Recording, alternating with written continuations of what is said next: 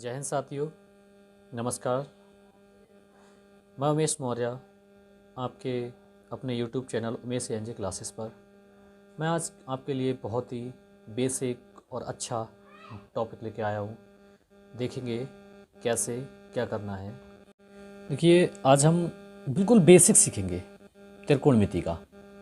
त्रिकोणमिति में बेसिक में कह सकते हैं sine, cos, tan, cos, cot और कॉसेक।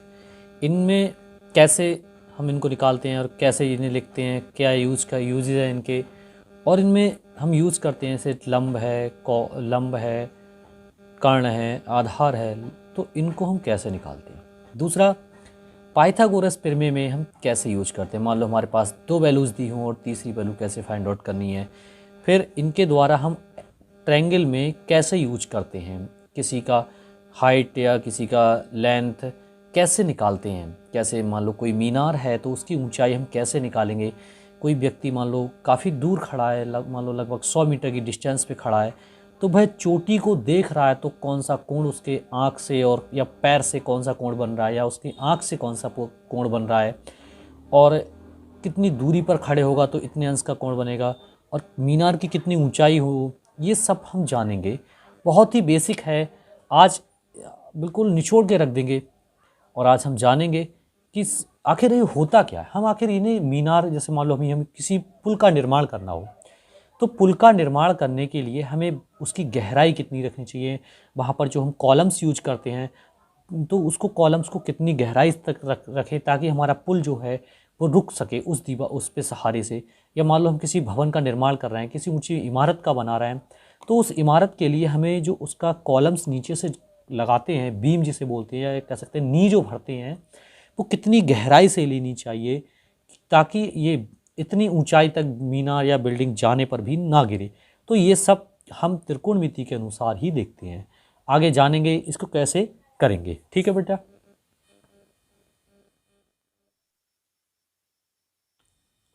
ठीक, आइए त्रिकोणमिति, उमेश एनजे क्लासेस पर त्रिकोणमिति।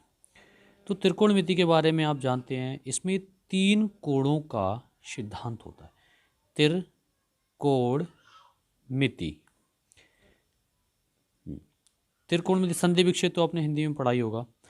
तिर मतलब तिर प्लस कोण प्लस मिति।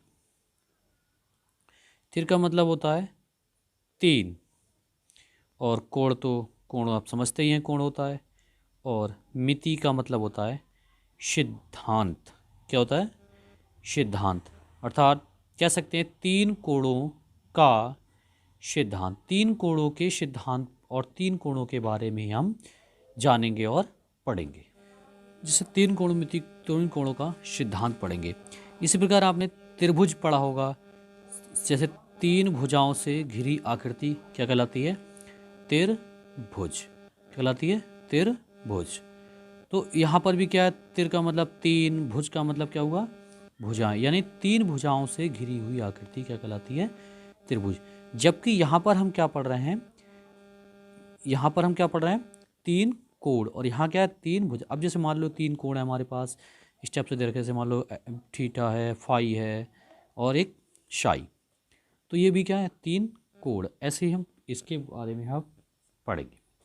तो त्रिकोणमितीय अनुपात की बात की जाए, त्रिकोणमितीय, अब हम सीधे सीधे अनुपात के बारे में पढ़ लें तो त्रिकोणमितीय 6 अनुपात होते हैं। कितने? 6 अनुपात होते हैं। मेनली हमारे पास 6 अनुपात होते हैं। एक होता है साइन, पहला क्या होता है? साइन। दूसरा कोसाइन। दूसरा क्या होता है? कोसाइन। थर्ड नंबर पे आ जाइए। थर्ड नंबर आपका होता है टेंजेंट। क्या होता है? टेंजेंट। नेक्स्ट फोर्थ नंबर होता है कोटेंजेंट। कोटेंजेंट। और फिफ्थ नंबर पे सेकेंड, सेकेंड। और सिक्स नंबर पे लास्ट क्या है? कोसेकेंड। कोसेकेंड।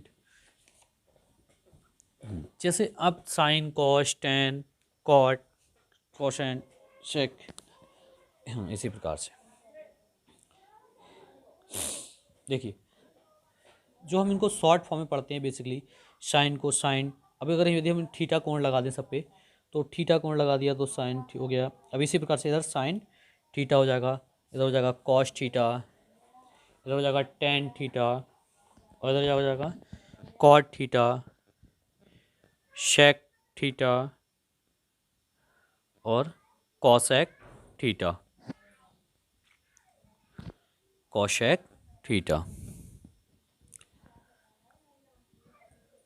अब हम बात करें त्रिभुज के आधार पर, मतलब कह सकते हैं कि अब हम जैसे हमें त्रिभुज बढ़ा है उस प्रकार से हम इन्हें लिखें तो किस प्रकार से इन्हें लंब, आधार या कर्ण दिखा सकते हैं।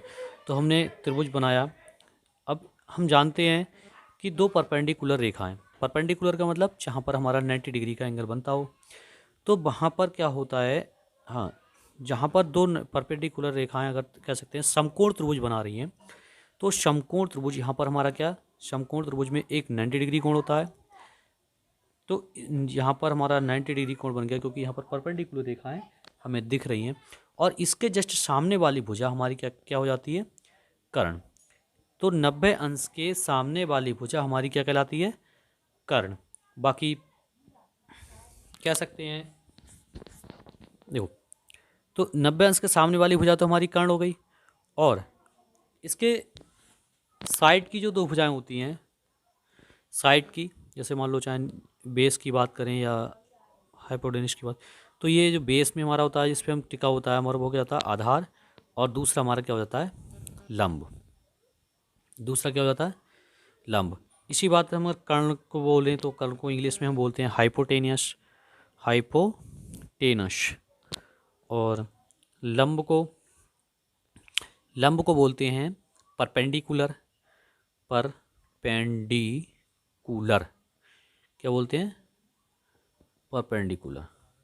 ऐसी आधार की बात करें तो आधार को बोलते हैं बेस। क्या बोलते हैं, बेस।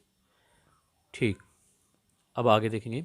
हाँ, अभी हमने कहा कि आधार जो है इस प्रकार से हमारा देखा जाए तो त्रिभुज इस आधार पर टिका हुआ है। तो हम जैसे हम ज़मीन पर खड़े होते हैं तो वैसे ही हमारा भी आधार होता है। इसी प्रकार से त्रिभुज का भी क्या ये आधार है। अगर हमने इसको इधर स्टेप से घुमा लिया तो ये हमारा अब देखा जाए तो इस प्रकार से लंब पर टिका हुआ दिख रहा है हमें।